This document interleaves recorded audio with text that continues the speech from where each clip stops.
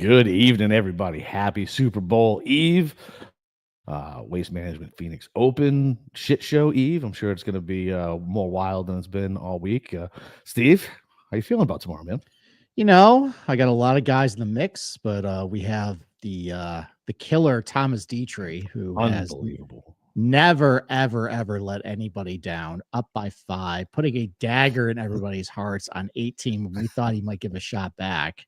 Yeah. Is this a new Thomas Dietrich? Is he turning over a new leaf? Listen, you gonna get it done? I fucking hope not, because if he does, do you know how much money I'm gonna waste chasing after all the bad money I've thrown after this asshole? Now he's gonna win. I will. I can't even fathom it. He's up 5. So he looks so cool too. Like he seemed like he was leaking oil, but he never blew up on the back. It was crazy. Like I was like, here it comes. Oh, here it comes. Nope, never came. No, that was Alex Smalley that blew up on the back 9 for me. But no, he came out firing. What was he, 4 under after 5 holes? And then I got the text from you saying, is this asshole really gonna finally win? I was actually I was knee deep watching LIV while all of that was going on with my daughter sleeping on me.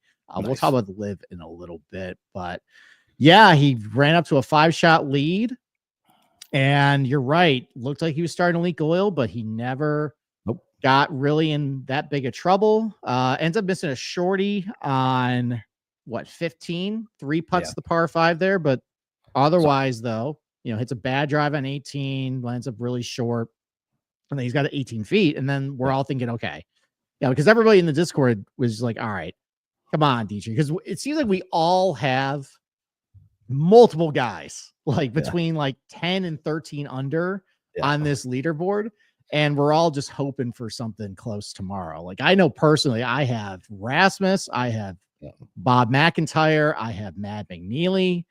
So McNeely isn't doing shit. They shot 9 under today. He's not doing anything. If I could short 2 golfers tomorrow, it would be McNeely and Dietrich. I would love to parlay their fucking overstrokes somehow. Okay. Well, funny enough, I have it up right now. What you got? So Mad McNeely's over under is 69.5.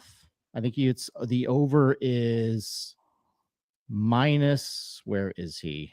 I can't find it. It's 69.5. And I'm going to guess Dietrich is probably also 69.5 too. So you would want to parlay both those overs? Yeah. Okay. All right. Does Hard Rock get because McNeely shot a 70 opening day. He barely made the cut. Yeah, he can do that again. Dietrich scares me a little bit, but it's Dietrich. Like, come on. Mm-hmm. It's not going to win, right? Yeah. Well, McNeely gained 6 strokes putting today, which, that's typical Mad McNeely. Yeah, but that's him, though. Yeah, but he's not doing that is him. Phase. Yeah. Let's go back in time, by the way. You have a big history with Thomas Dietrich. How many ways has he hurt you? What is all the trauma spots? I have no. Name it. Name it. Was it the Irish Open that he gave away? What was the one overseas that he gave away? Scottish Open. How many strokes did he blow that one? 4? It's 3 or 4. Yeah, 3 or 4. 3 or 4. That one really stands out to me. I don't know. Literally, every time he's in contention, he goes away. And it's just, I don't know. He's putting his fucking lights out. I thought he was going to do last week. Remember, I liked him last week. And I swore him off this week. I was like, God damn it. I was like, Poa putting specialist, my dick. I'm not. I X'd him out of my player pool. Didn't put him anywhere on my card. And there he is. Fucking unbelievable. Speaking of which, Trevor Immelman, I was actually at the driving range this afternoon. I had a little bit of free time and going down to Florida. With Trevor? With Trevor? No, not with Trevor. I was listening to the Waste Management in my earpiece while I was hitting golf balls. And I heard him actually talk about the greens and talking about putting on Poana. I was like, oh, Trevor, no, this is not it. Dude, these guys, just because they work in TV just because they work in golf TV doesn't mean that makes them expert on course agronomy and course setup at that I forget who posted it in Discord, but it was like, Justin's just not getting anything out of his game, or somebody's not getting anything out of his game. He's playing really well and nothing's happening. And then he pulled up the data golf, and it was just the most abysmal thing you've ever seen. These guys don't even know what they're looking at. And Jake Marsh, bro, have you been watching this shit on ESPN? Yeah, I had to mute it. Oh, it's so bad. It's so bad. Listen, as somebody whose voice sounds like I ate gravel, like that's fine. But the S's and the fake, I can't deal with it. I can't deal with it. Like, no, I knew he sucked. Barstool did this like KFT Corn Ferry Tour thing where I follow. I really like Kirk Minahan, and he did it, and he came back and he was complaining about Jake Marsh. So I went and like listened to some of it. I was like, oh my god, he's fucking terrible. He is so bad. And then like the 12-year-old girl he's got next to him, like she's fine, I guess, but my god, Jake Marsh has to get off the TV. I literally can't. Like it's like I like shake. I have to like put it on mute. I kept missing shit today because I was like doing the dishes, walking around after practice, and because I don't have the sound on, I'm missing shit because I can't listen to him. It's impossible. Yeah. Who's the really excited play-by-play Monday Night Football guy they used to have? Joe Testator, I think. Oh yeah. Every single play was the biggest deal ever. And now he does college football now. He does college, and that's like the golf equivalent. Like anytime something happened, like to like, that's just normal. Like guy hits it at 12 feet. It's the greatest thing ever. That's the worst. They were talking. Actually, one of the funnier lines was they showed some guys wearing a hot dog costumes, and the girl actually asked him, "What's the record for most hot dogs you ate in a day?" And he said 17. Jesus Christ! Wow, that's quite the revelation there. But no, I think one of the funniest comments I saw in Discord this week was when talking because everybody was ripping the coverage, was somebody compared it to a high school like news. Oh, I saw that. Yeah, show. Yeah, that was great. And then the follow-up joke of today's lunch is meatloaf.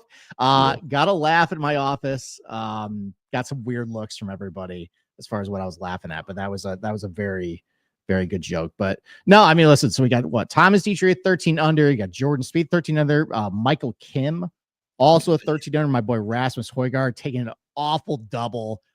That was a horrible couple minutes of golf that I was listening to between the Højgaard double there. Alex Smalley did something really bad too. JT, that fucking asshole. JT, he just had to shoot 68 today. He was 2 under at the tournament. Oh, you have his under prop? I had his under. I wondered why you were cussing him in the text. I was like, I know he didn't bet him outright.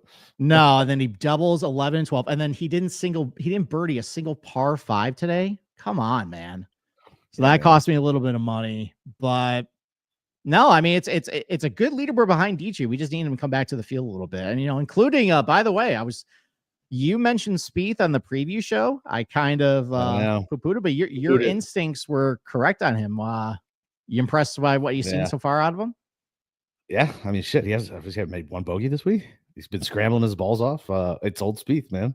He's still annoying to watch with that fucking setup and the practice swings. That's still annoying, but all golfers are annoying at this point. Yeah, it's interesting. Like, this is a place he plays really well, bouncing back off an injury. Listen, it'll be fucking great for golf if he shows up this year. It'll be fucking really good for the ratings, really good to bring people back. And he's fun to watch, man. Like, he's a fucking trip. I talk about Siwoo and the roller coaster.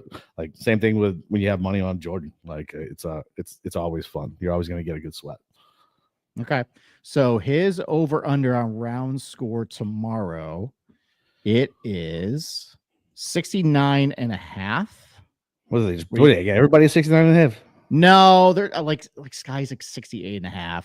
So under though is juiced to -150. Under is juiced to -150. So what's funny is like my spidey senses. So like before we were coming on, I'm gonna dick around with some round 4 showdown tomorrow, and I was like building some stuff out, and I was like, Spieth has 1 bogey all fucking week. Coming down to Sunday, everybody's finally back on board. I think I'm gonna pump the brakes on Spieth. Like I'll probably have him in like 20, maybe 20% of it, maybe if that. Like I don't know. He scares me tomorrow. It's going too good. It's going too good. It's too good. So you think maybe there's value on over 69.5 plus 115? The weather's too good. That's what's scaring me about the 69.5. Like the blow up rounds, there's no real blow up round. You know what I mean? Like, yeah, and they tend to set up round 4 to be to get the crowd on the back 9 for a lot of birdies, a lot of driving, especially those last like 7 or 8 holes there. So I think I'd probably just pass on the scoring, but I think I wonder who he's matched up against. Okay. One I do like though that I did bet. So a couple of names been floated on the Discord as far as like guys I think are going to make a run, like Daniel Berger, Mav, and Spieth. Mav made his run today. Bob McIntyre is kind of just lurking at 11 under. Played he played well real today. solid today. Hit the ball great. He's been driving the ball awesome this week, and that's a huge key to just keep it out of trouble. At that point, then you're basically started on like second base at that point. He's got some big final round performances like the Scottish. He ended up running down for a win a couple of years ago. I think he was down 4 at the Italian Open, ran down Rory and Fitzpatrick in the final round. Yeah. And he just seems like he's one of those guys just as an adult. He's been in these situations before. His over under on round score 69.5 at only -120 for the under. I took that. I took that. So listen, it's only 2 under. It's going to be real good scoring conditions tomorrow. He's played pretty solid for most of this tournament. I think he can. That's a low bar, I think, to reach for him for manageable expectations. I mean, I think the average score is probably going to be close to -2. Maybe like -1.8 tomorrow. Yeah. So like his real average is probably more like 68.5. So if he just has an average day, based on like the field average. So yeah, I took that for my round 4 score. So, and then we'll see what happens. I mean, maybe Rasmus can make a little bit of a run. He's been in situations, had to have Rory and some other big guys where he's shown up in the final round. Yep. I don't have much faith in Matt McNeely either, but hey, you never know. He's a guy in the mix. Tom Kim, what did Tom Kim do to you today to upset you? He's just he's just such a knucklehead. Like he's just like, man, like missing bunny pods, getting way out of position. He topped the ball fucking out of the rough and went like 13 feet on, what was it, number 3, like the part of the super easy par 5, and he got bogeying it because of that. I don't know. He's just, and he's so slow. Like, I don't know. I don't know. I need him to come through to like get a chunk of my money back from DraftKings this week. So I really need him to come back. I'm somehow breaking even right now, which is fucking amazing to me because I got just a ton of 5 or 6s. But I got him outright too, and that thing's dead now. Like I thought he would make a run today. Tomorrow is when he's gonna make a run when he's out of it, and he's gonna backdoor like a top 5. Yep. Yeah, same thing with Scotty, by the way, who seems to be out of it. He's probably just finding around 64 to scare everybody out, early. Yep. Man, that sucked on Thursday. I laid that big bet on the top 20. I know. And he doubled 12 after the eagle. That hurt. I said after that, I'm never gonna make a bet like that again. It's too cute. So I think I got burned. Yeah, I did the same thing with the Masters. I can't remember who it was. It might have been Rory the year he missed the cut. And I was like, top 20 first round. I was like, this is fucking plus money. Come on, all day, easy. Fucking trap. Like, I gotta watch out for these traps. I don't know. I'm interested to see how tomorrow plays out. Because like I told you offline, I haven't listened or watched the single solitude second of Super Bowl pregame coverage because I can't deal with it. Like Boston radio, like there's no chance I'm getting on that because they're just trolling all the Pats fans about the Chiefs, and then all these talking heads on Radio Row. It makes me want to like kill myself when I listen to those guys. Like it's so bad. It's always just hot take after hot take, hawking some garbage product. Like I'm good. Thanks. I'm good. Okay. All right. So put a bow on all this. Is Dietrich going to hold on tomorrow? No. Okay. Then who wins? Rasmus. Oh.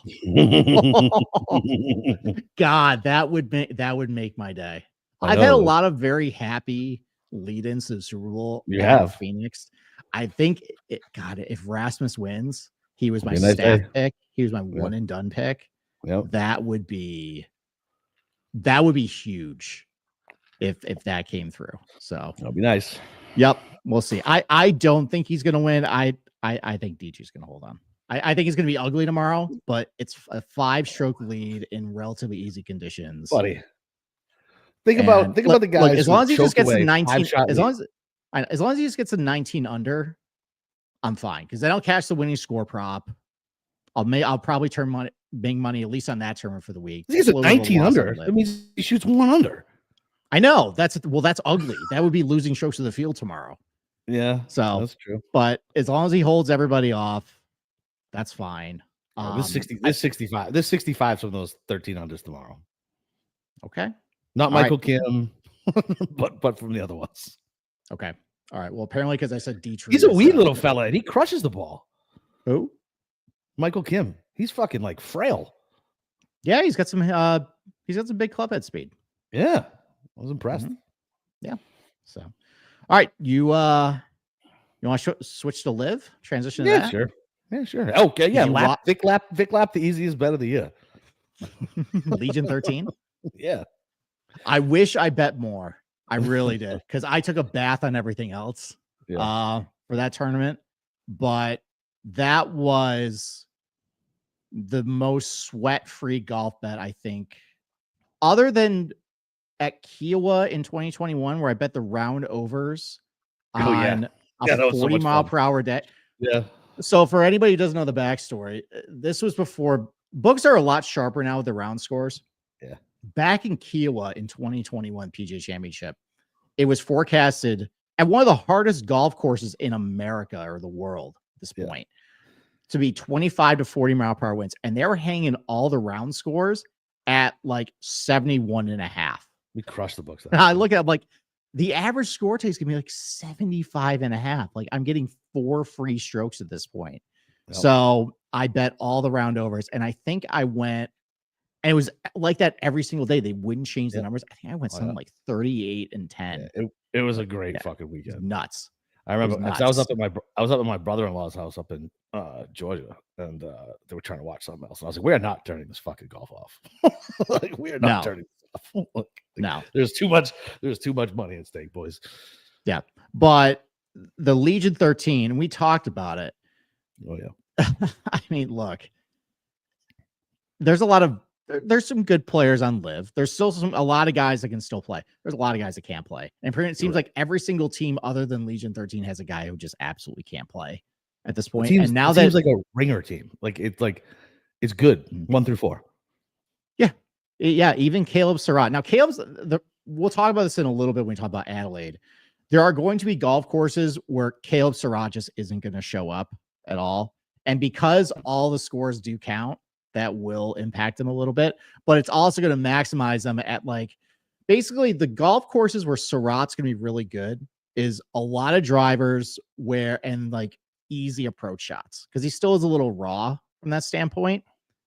Yeah. But the more technical golf courses like are more, maybe a little more about, scrambling and ball striking. He might struggle there, but there's a lot of very easy golf courses that they play on LIV. I would be very surprised if we get a price as good as what we got on Legion 13 the rest of the year. It's probably gonna you're probably not gonna see anything north of 2. No chance. I mean, they boat no chance. Field. No. Yeah, boat plus 150, I bet. Yeah. But I think what are you thinking about next week? Maybe is it the Rippers? Is that Smith's team? Is that Cam's team? We'll get to that in a little bit. I have a presentation that we'll go over. But let's that's fine. I was just asking a question. Like, is you're just asking a question? I just didn't know if that was Cam's team or not. Yeah, I didn't know if that was Cam's team. Is that the Rippers? Yes. Is that right? Yes, the Rippers. Okay. Yes, that is the Australian team, the hometown team who won last year, by the way. Let's stick with Riyadh for a little bit. How much of Riyadh did you watch? The coverage. Did you see any of it? You missed all the fun. Then you missed the laser light show. I got super busy on Thursday at work, and then I was watching the PGA, and then Friday, absolute nightmare. I had to drive I had to drive to downtown Jax, which is like an hour from my house, for a cardiology appointment. Then go back to work, and then drive out to the airport, which is like an hour and a half back through downtown. Like I was just in the fucking car all day on Friday, and then today I had baseball practice in the morning, and then I took my kids to go see the Mufasa movie. How are you too busy for LIV? I mean, why can't you join? I just told you I'm too busy. Why can't you join the 4 dozen of us who actually watch this thing? No, listen. I tuned in whatever the first thing, because I wanted to see him play on the lights, and I thought it was cool. I did literally I didn't watch as much PGA as I wanted to yesterday. I was just too busy. Okay. All right. Well, you missed the laser light show. Thursday was wild By Oh the no, way. I didn't. I googled it after you posted about it in the Discord. I went and found it. It's look,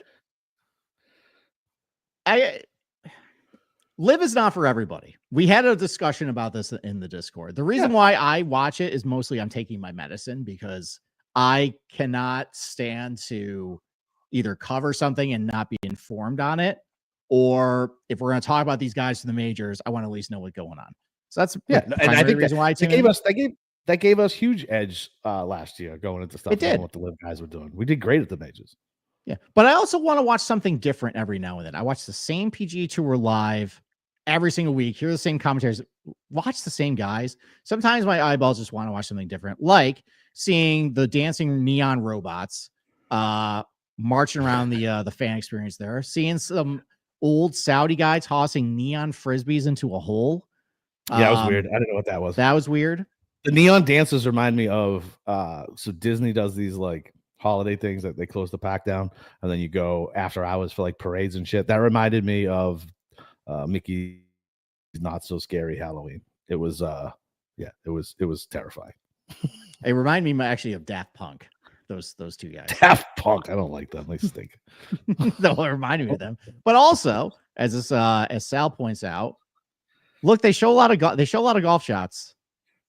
There's not a lot of downtime, and it's really not that they're showing it's not that difficult to pull it off. Well, so I mean, I will say, well, I mean, I don't know. I guess now that they're on Fox, they do have ads and things like that. But I'll say this: I think Mayo said something about it that put me onto it. Last year, he said like their recaps are really good. Their recaps really are good. You can go to their website and you can. It's like an hour. I don't think it's an hour, and they give you the whole day. It's great. Yeah, literally, I watched it last night. So LIV does their recaps, but then Fox did the recaps, and it was literally just every shot, just one after the other. It's beautiful. And if you can sit through a no laying up 1 hour video, you can sit through 1 hour of that. I mean, it can get a little overwhelming, but yeah, I was able to zoom through everything. What happened? You remember that year TPC Sawgrass showed every fucking golf shot? You could pick your own golfers and just follow your own group. It happened 1 year. Why did that go away? Because they had to pay the players. And oh my God, took away from the budget. That was the best. I was like a pig in shit. I was still working from home. I think it was during COVID. And I had like 4 monitors up. I bought like 2 other monitors up so I could watch all my fucking guys while I was working. It's great. Yeah. Well, you can do that on LIV, but you got to pay $60 for it. Well, and I was like, absolutely no thanks. And one thing I also am no thanks on. This has been mostly positive talk about LIV. Let's go negative town. Let's go to negative town. Yeah, I'm going to be miserable. I'm going to be miserable for a couple seconds there. Look, I appreciate their efforts to try and do a shot tracker. You got to go back to the workshop on it. It is completely broken and unusable. Like the functionality of it, trying to zoom in and figure out what they're doing. They don't even tell you where they are. Just give us a simple little text like line there, just saying what there is. Also, as well, like there, you can go from hold. If you go in and try to go hold hole, it doesn't actually update anything. It just keeps the same shot tracker from the what hole you were on. So you have to get out of it and go back in one by one. Horribly inefficient. They still, by the way, Sue Ann was talking about strokes gained on there. Why aren't they just telling us? Why can't they give us this data? Why are you keeping that behind, closed doors? You think I wouldn't want to talk about it? You think maybe more people wouldn't want to talk about your shitty low rent products sometimes? If like, and get people to try and encourage to gamble on it and watch your sport. If maybe you gave them some useful data instead of driving distance and scrambling, which we'll have to talk about a little later because the only fucking thing I have to show you guys. So it just, I understand what they're trying. They clearly want to go for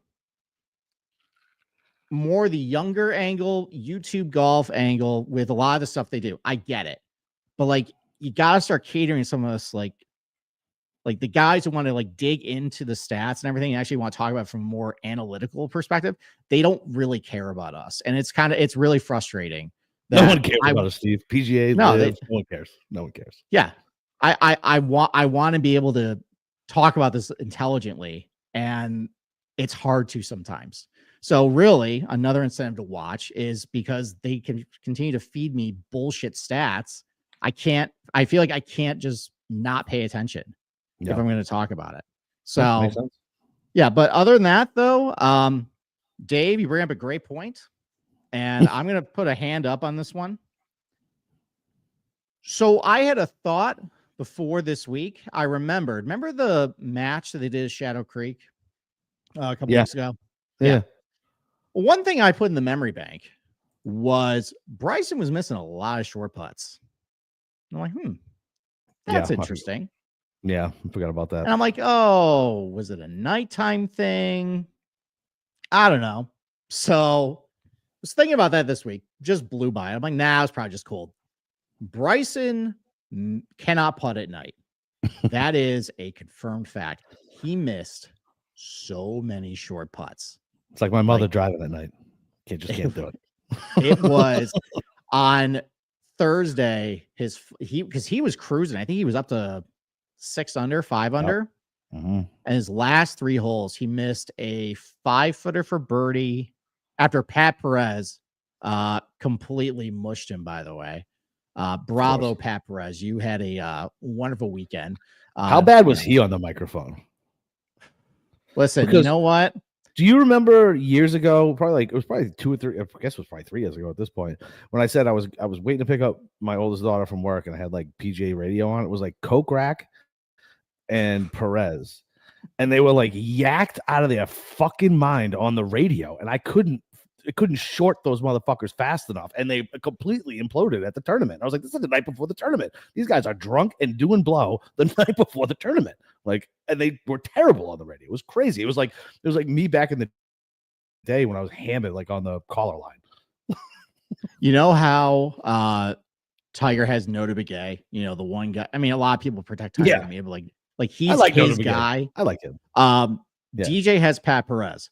Pat Perez he knows all the inside info on DJ. He will defend DJ at his lowest on the golf course.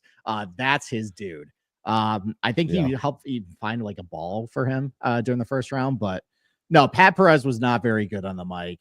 They asked him if there was any difference with golfing at night, and he just goes, it's just like the day. I don't really see anything different. No. Thanks, Pat. Thanks. Hard-hitting analysis there. There was another point where they asked him what this putt was going to do. And he's like, I didn't really go up there and look. I don't know. That's awesome. I will say those PGA radio guys, they're so good at that. They're like, I think the putt's going to go right to left. And they put it like a ball out. And then like it goes exactly how they say. I'm like, what the fuck? Like, why aren't you out there? Like, go make money being putting coaches. Like, what are you doing? Like, get off the radio. I appreciate it, but go fucking instead of walking fucking every single week, fucking 4. Oh god, that's a lot of walking. Yeah, no. And Pat Perez was finishing to another rail of coke. Yeah, man. Yeah. Off the 17th green before he came over. Although he probably would get his hands cut off if he did that in Saudi Arabia. That's very risky. Man, that's such bullshit. So listen.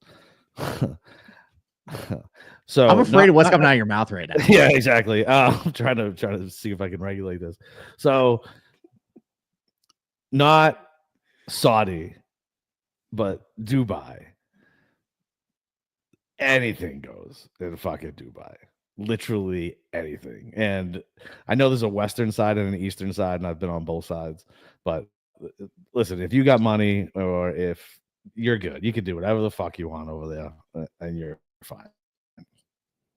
Okay. All right. Well, thank you for. I mean, that's where the poppy comes from, bro. The poppy comes. Yeah, I know. I regulated myself. Like they do all types of shit over there.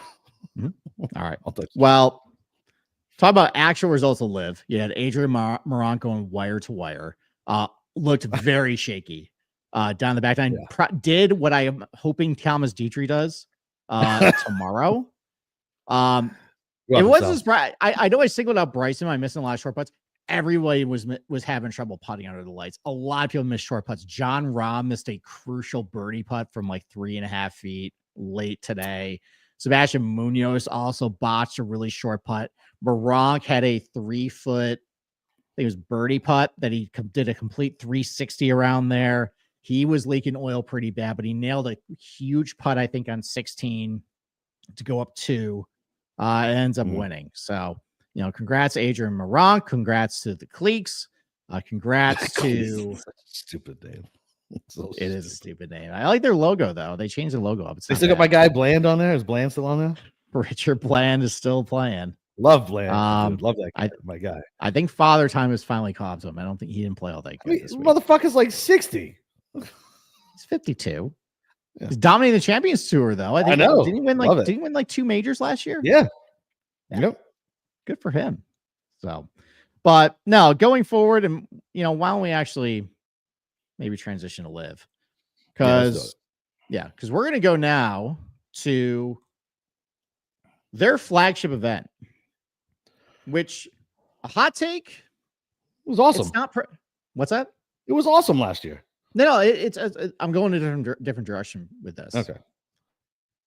So they obviously they're just trying to jam team golf down our throat, and hasn't really picked up.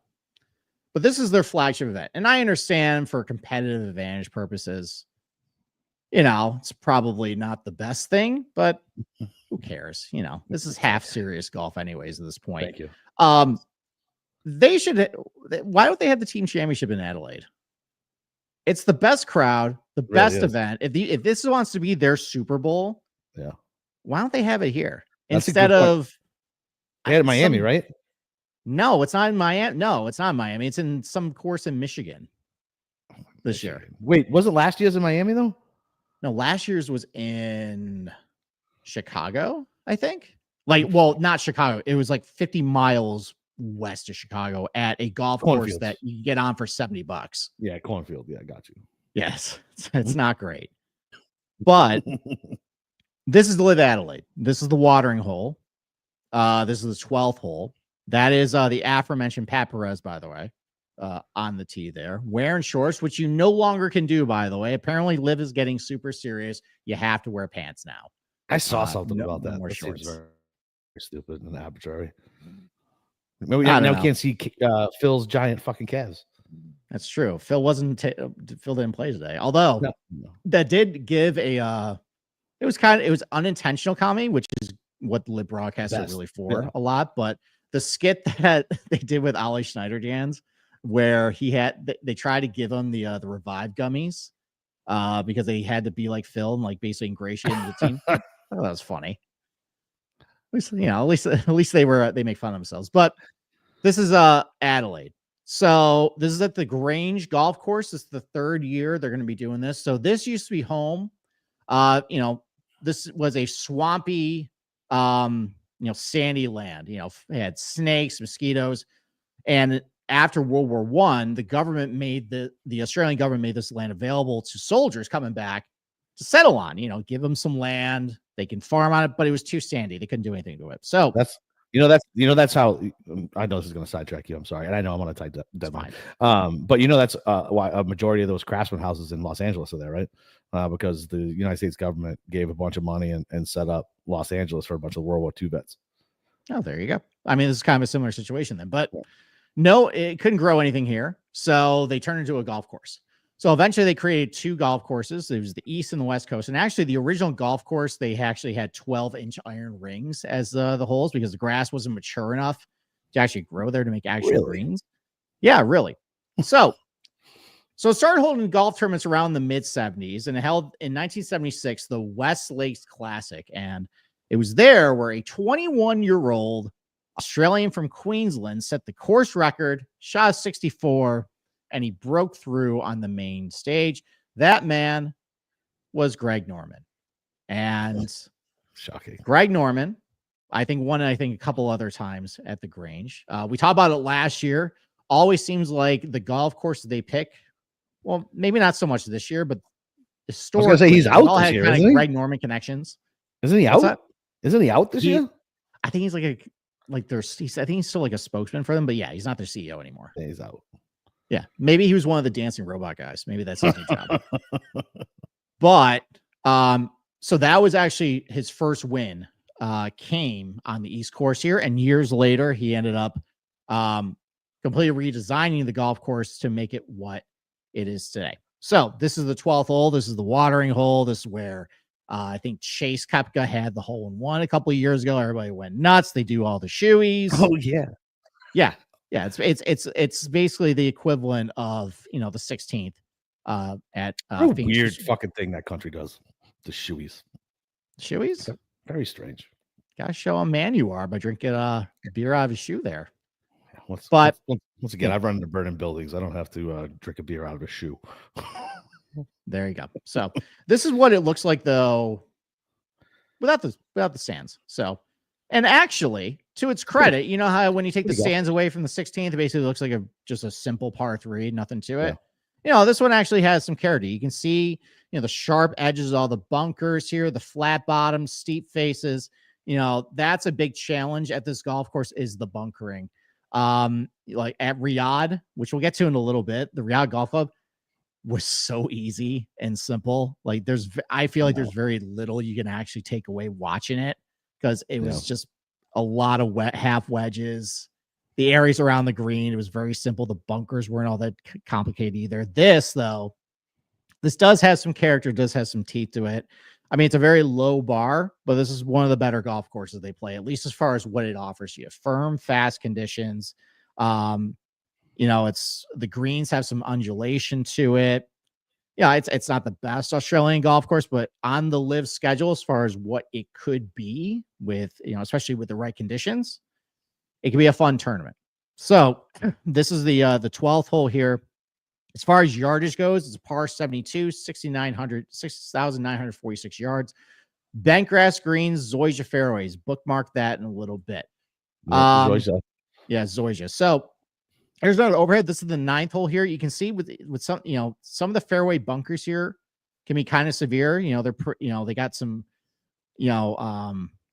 odd edging to it. If you're in the wrong spot, you can get a really bad lie out of it. But that's a big challenge. This place is definitely the bunkering here. This is just what it looks like overhead. So the LIV course they play as a composite course. This is, I believe, the East course here. It plays the front 9 here, and then the West course is the second 9. A lot of it's really right on front of you. A lot of back and forth golf. I don't love the routing to this place, but again, as far as just what it offers you, firm conditions. Some greens that can run a little quick, difficult green side surrounds, tight lies around the greens. At least has it's going to have a better opportunity to be a little better test of golf.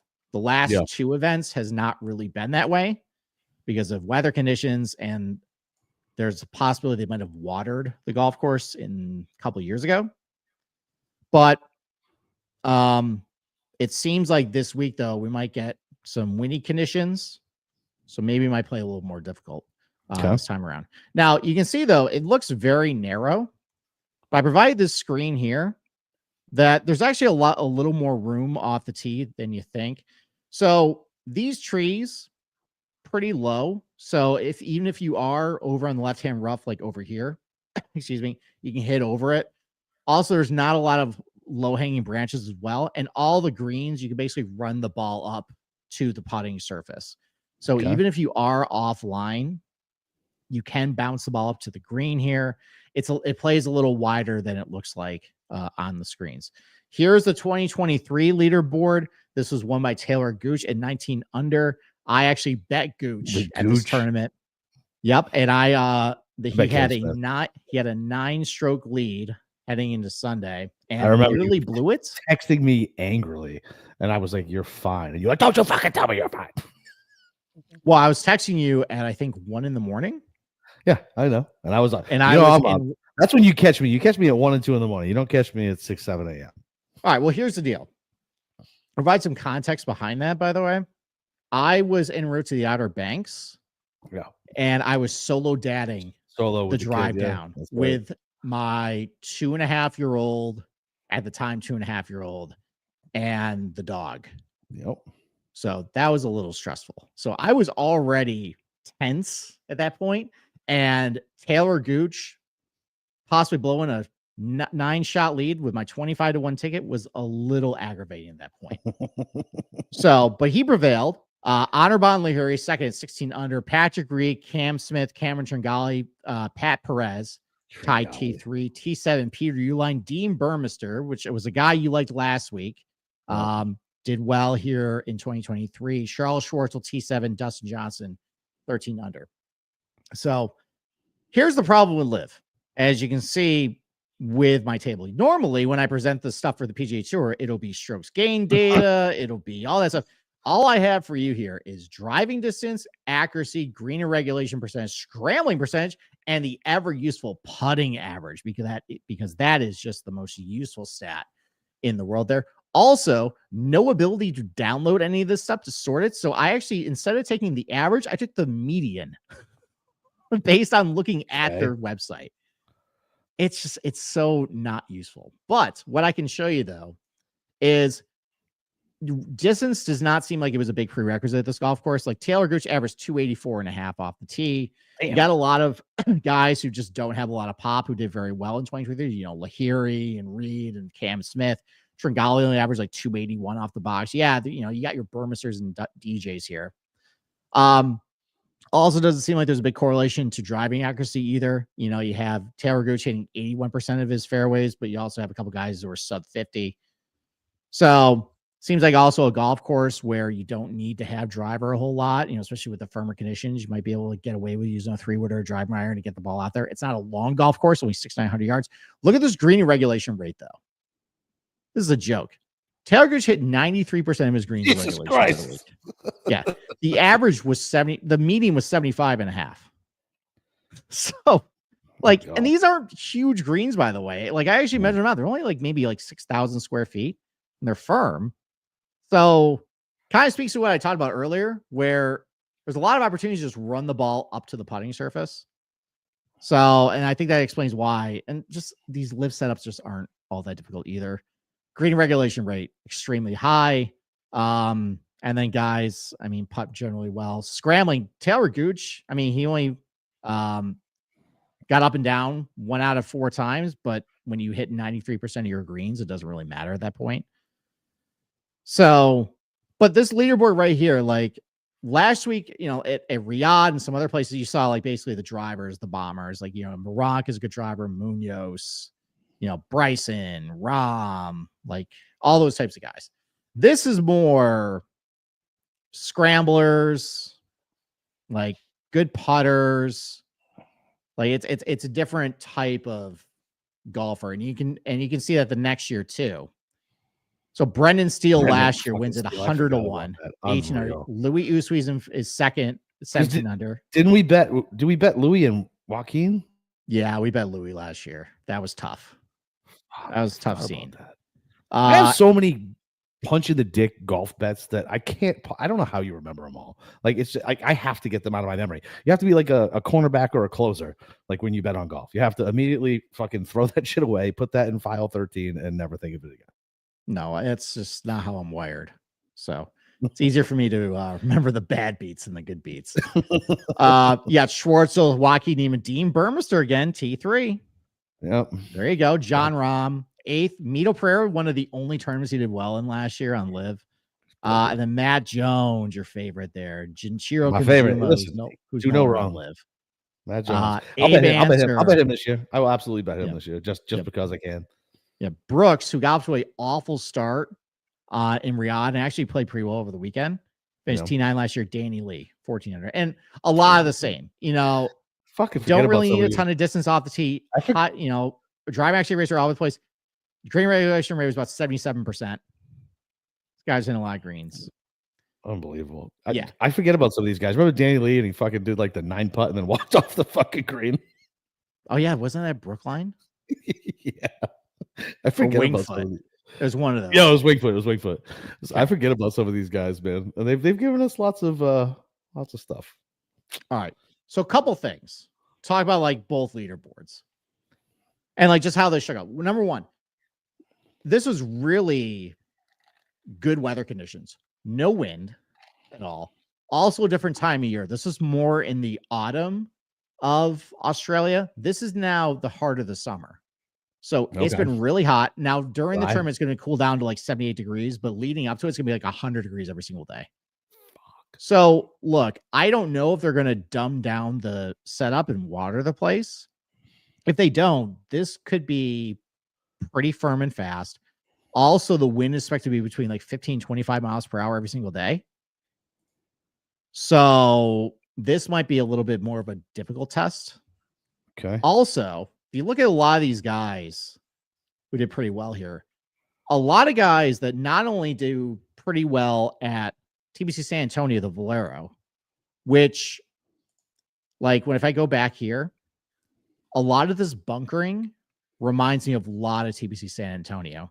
You've got kind of these like puzzle shaped bunkers with the flat bottoms, steep faces. Pretty much exactly like the bunkery in San Antonio. And lo and behold, Brendan Steele, former Valero Texas Open winner, won here. You got a couple other guys who've done pretty well at Valero. Also, just Texas golf in general. Got a lot of guys with a lot of good history in Texas who did pretty well here.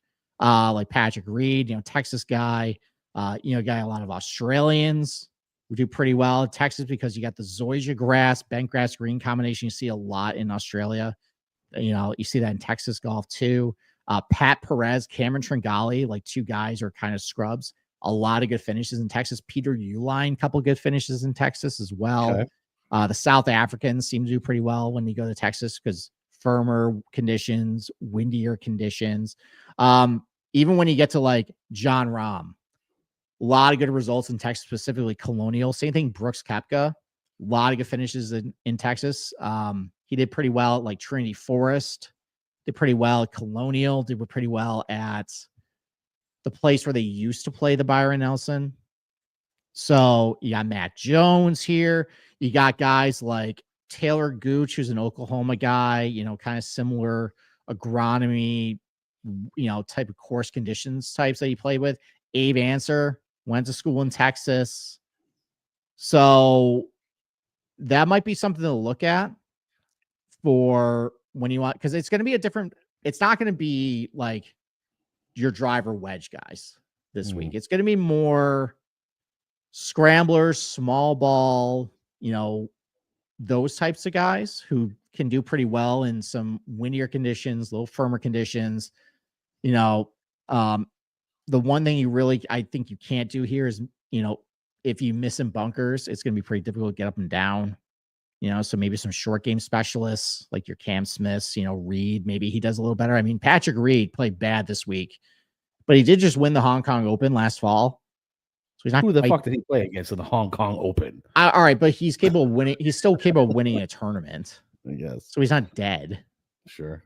So I think maybe that might be an angle to look at this week is those things. I like it. So like if it's going to be 100 degrees rolling out every day, they're not going to water it. It's going to play super fast, right? Well, that's the thing. It's going to cool off by that time. So, and Dave, yes, it is 6,900 yards. So it is very short. So that's why, like, and a lot of those holes too. Golf courses around here. Yeah, well, a lot of those holes too. It's not one where you can either take it over the trees or shorten it up, kind of like what a lot of guys did that I showed you last week. Yeah, it's not that type. So, all right, so that's that. You want to talk Super Bowl? I like it. Come on. Let's talk Super Bowl. All right, I've done a lot of talking. I need to take a break here. All right. So, from our old company, I'm wearing the Refs Are Terrorists t-shirt because that's what's going to happen regardless. The fix is in. The Swifties and KC are going to win. I won't bet it because I won't take part in that blood money. I'll take part in the LIV blood money, but not Goodell and his stooges. I can't tell you the last time I haven't been less excited for a Super Bowl. I mean, there's a lot going against it. You got rematch, Chiefs fatigue. The Phillies not very exciting. Jalen Hurts isn't very exciting. Saquon's the best part of their team. Sirianni's an asshole. Full disclosure. How you feel about Kendrick Lamar halftime show? Oh, I fucking cannot wait for that. You can't wait? Now, don't forget, Steve, I love hip hop. I know. You always forget that. I grew up on 90s, 2000s hip hop, and Kendrick Lamar is one of the only new rappers that reminds me of the shit I grew up listening to. I think he spits fire. I think Drake is trash, and you couple the two things together, it made my fucking day. And he just won a Grammy, and the whole fucking crowd was saying A minor. I don't know if you know what that means or not, but Drake I don't know what that means. So, so Drake supposedly messes with kids. Capper's thoughts on Leandro Ball. Actually, it was way better than I thought it was going to be, Dave. I thought that was going to be absolutely garbage, but he actually did all right too. But yeah, I cannot wait for the fucking halftime show. My wife, because we're talking about going to Pete's house, and she's like, who is Pete?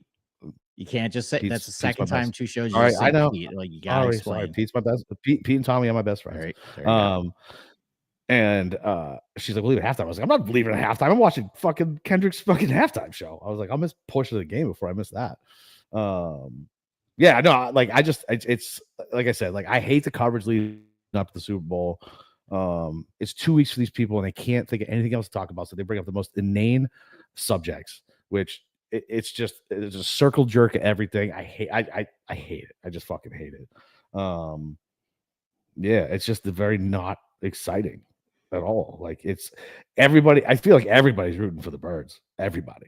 Like, yeah. If you live out, this is what everybody must have felt like when my team was great, which sucks. Mm-hmm. All right. I mean, I've already given my take from last week. The Eagles have my support, but it's only because of Saquon Barkley. Mm-hmm. I just want to see him get a ring, and I don't want to see the Chiefs win again. It's going to be just like, come on. At this point, bang bang Bird Gang, let's go. And the Chiefs didn't even have that great of a season. They squeaked by every single game. That's why you know they're going to win, dude. That's why you know they're going to win. Well, I like the angle people have said that if the Eagles win, it's going to be by like 10 plus points. It's going to be another like Bucks Chiefs Super Bowl where they just pressure Mahomes and they just can't do anything. So alt line, I don't mind that. I didn't bet it, but I don't mind that angle. And Dave, you're 100% right. The sum of all fears from Tom Clancy. They made a movie about that and the terrorist attack at the Super Bowl. Every year I'm nervous about it. Every single year. I'm like, is this going to be the year that they finally blow the Super Bowl up? Every year I'm fucking nervous about it. This would be the year that I'm like, yeah, it's a tragedy. Well, I mean, that's not a great joke to make after what happened in New Orleans about a month ago. So that's fair. Yeah. Maybe let's not root for that. I'm not really rooting for that, Steve. Oh, okay. All right. Yeah, it's a comedy show, right? All right. Well, since you're not betting the side of the game, I'm not going to bet a side of the game because. I'm going to bet Philly because. You're going to bet Philly? Oh, I'm going to bet Philly. Do I have to bet Philly too? Listen, I'm going to be mad. Right. I'm going to be mad either way if Kansas City wins. I'd rather just be have legit just rage. Okay. All because right. There's going to be 2 calls that are just going to make me lose my shit. Okay. All right. Why don't we talk about some props then? Okay. So at this point, full disclosure, I did not get to props until Wednesday. And by then, all the player props are just juiced to the moon with yardages and everything like that. Like, pricing is going to be garbage anyways. You think pricing's bad with golf sometimes. Super Bowl pricing's awful. So I don't have any player props just because I knew the Goddard tight end, receiving yards, which is a popular prop this week. I think it started 48.5. It's up to 53, 54. At this point, probably a little higher. I know it's a lot of yards. It is for him for a low pass volume. I mean, just percentage wise. So it started at 48, it's 53. I mean, that's a fucking 12% increase. Yeah. So stuff like that, Saquon's stuff is juiced and all the first. Yeah, it's just. It's not great, but I have a lot of game props. Well, now I have 5 game props. I'll go over my top 3 and then we'll just honorable mention. That's fine. So I got 4, but one of them is a ladder. Okay. Why don't you go first then? What's your favorite prop for Super Bowl? Mahomes anytime touchdown 3-1. Okay. He runs because he runs so much in the playoffs. I can absolutely see him scrambling and doing his little sideline bullshit and getting in. That's what I can say. It's 3-1. I mean, I think he actually didn't he rush one in the last game? I think he did. Yeah. Yeah. I think it was the last 2 games maybe. So it's 3-1 and I'm 100% fine with that. And 10:20. All right. I got an extra 5 minutes. She's not done until 10:20. Okay. Yeah, it's 3-1. And these touchdown numbers since the past couple of years, have always been trash. I think 3 to 1 is good value on a guy who's going to rush the ball. I mean, he's not doing a QB sneak, but yeah, Mahomes loves the spotlight no matter what he wants to pretend like he doesn't. Okay. All right. I'm going to go with there will be a 2-point conversion attempt at plus 110. What? So here's the thing. This was a cash cow for like 4 or 5 years. And the last 2 years, there has not been a 2-point conversion attempt. Thing is with Philly, they're very aggressive, and Sirianni definitely makes some questionable decisions when to go for 2.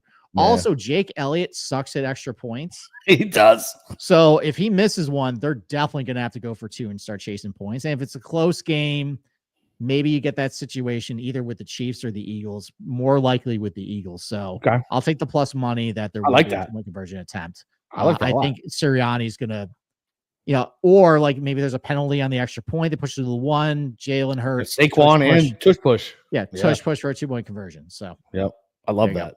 I love that. What else, John? So I did the Devonta Smith receiving yards ladder. I think it was Rishi who in the Discord showed what he has done against what's his name? I'm blanking on his name. The defensive coordinator. What's his name? Spagnuolo. Spagnuolo. Yeah, Spagnuolo. And what he's done like the last 7 games, they're all pretty good, man. So I took the ladder from 55 all the way up to over 100. I just think, listen, I mean, just like you said, the Saquon shit is so juiced to the moon. Andy Reid would have to be absolutely stupid to not try to just stop Saquon and make Jalen throw the ball. So, based on what he's done prior, why not? Why not take that ladder? And AJ Brown dictates coverage. Now, AJ Brown is a monster, so it's a little scary, but whatever. I mean, you're getting plus money from like 62 yards plus. So, I mean, if he hits 70, you're golden. You're on mute. Sorry, maybe I'll join in Devonta Smith because I was looking for a player prop. Maybe I'll get on him. Yeah. All right. So similar vein with the 2-point conversion with Sirianni being very aggressive. Over 1.5 fourth down conversions for the Eagles at plus 120. So again, they'll get into a 4th and 1 situation. They'll go for it. They're not shy with that. And again, with a close game, Sirianni's very aggressive. What'd you say the plus money was on that? Plus 120. Damn. Yeah. So I think there's, I think they're going to have to go for 4th down a couple times, I think, in the game. And tush push is 1. Very easy way to get it. Or they're just aggressive on another couple plays. So I'll take over 1.5 4th down conversions for the Eagles. Plus 120. I like that a lot. I'll tell you on that one too. Okay. All right. I'll tell you where to find that. Although you only have Hard Rock, so it may not even be there. I probably don't. All right. What's another one you like? Let's go back. So I'm sticking with Mahomes, and it's over 7.5 rushing attempts, and it's plus 190. 7.5 rushing attempts. That's a lot, dude. So you think it's a lot, but hang on, let me pull it up. So to give you an idea for the AFC Championship, plus 175, Steve. Okay, for the AFC Championship, I got it 4.5 rushing attempts. Right. And it's now plus it's 7. Now it's 7.5. No, it's plus 190. Like, okay, all right, it's 2 to 1. So here, let's pull up the last. You're not worried about possibly if the Chiefs are going to kneel it at the end, they give it to Carson Wentz, stick it to his old team. No, I'm absolutely not worried about that. Now you're smiling. You're like, oh, maybe that will happen. Yeah, I didn't think about that. I definitely didn't think about that. And then maybe you won't get those rushing attempts then. No, I definitely didn't think about that. But all right, so against Buffalo, the amount of fire that you would send if that happens to my phone, would be livid. But he had 11 against Buffalo and 7 against Houston. It's right there, and it's 2 to 1. Okay. All right. Okay. All right. So let's put it this way. So let's say they get it and they defer, right? Or let's say Philly gets the kickoff and they defer. They score with like 30 seconds left in the first half. Maybe you get 2 nail downs there. He's going to rush the ball at least 2 or 3 times in the first half. So now you're just hoping for a couple scrambles in the second half. Did you say that with 30 seconds left in the first half, they're going to take a knee at that point? I meant to say 13 seconds. How's that? 13 seconds. I was. I'm sorry, Buffalo. I'm sorry, Buffalo. Okay. I know. Yeah. 30 seconds is an eternity. Yeah, for I know. Patrick Mahomes at the end of the but half. you know what I mean. They're playing Buffalo. Okay. Yeah. All right. These next two are kind of interrelated because, look, the Eagles' offensive line, really good rush blocking, gave up a lot of sacks this year, mostly because of Jalen Hurts. He just holds onto the ball too much. And Spagnuolo is going to dial up a lot of blitzes. So these are two are linked. First of all, Chiefs over 2.5 sacks, minus 135. I think Spagnuolo is going to throw the kitchen sink at him, and Jalen Hurts is going to run around and take bets. Yeah, Hurts will run and then slide like behind the line of scrimmage. Yeah, that counts as a sack. Yep, it does count as a sack. On the flip side of the coin, Jalen Hurts over 11.5 for his longest rush at minus 115. They're blitzing, he gets out of the pocket. The Chiefs actually, to running quarterbacks, have allowed a lot of yards. Even CJ Stroud had a rush over 11.5. I think his longest was 12. So he got there, and he's not really a running quarterback. Josh Allen got over that too. Lamar Jackson got over that a couple times. So because they're so aggressive with their blitzing, there is opportunities for Jalen Hurts to get loose and break off a long run. So those two are linked, though. Chiefs over 2.5 sacks. Jalen Hurts over 11.5 yards for his longest rush. Love it. Okay. I would say I have a novelty prop. It's the anthem. It's the under. I don't know who has access to it or not, and you should do it now, I guess, before they start. I think it's off the board. Is it already off the board? Yeah, I looked earlier and it was gone. Okay, because somebody had a really great breakdown of it. I don't remember who the hell it was. Somebody on Twitter. As far as like he's a jazz singer, and then he had done it like 3 times before. It wasn't even fucking close to the number it was set at. And jazz singers typically just kind of get the business and don't do the whole giant note thing. So I guess if you still have access to it, take a look at it. I, of course, because I have Hard Rock, didn't have access to it. No, you didn't. So, all right. I'll probably add Devontae Smith stuff, but that's it. That's all I got right now. All right. I'll probably wake up at 3 a.m. and probably look at more and I'll get my text when I wake up and I'll tell. Okay. All right. Well, thanks for everybody who tuned in. Thanks for listening. Hopefully you can listen to this before the Super Bowl tomorrow and get some last minute Super Bowl prop ideas from the two of us. We will be back on Tuesday for the Genesis at Torrey Pines picks. Yep. Also LIV Adelaide picks. We don't have to do the preview. We already did that. And yeah, looking forward to it.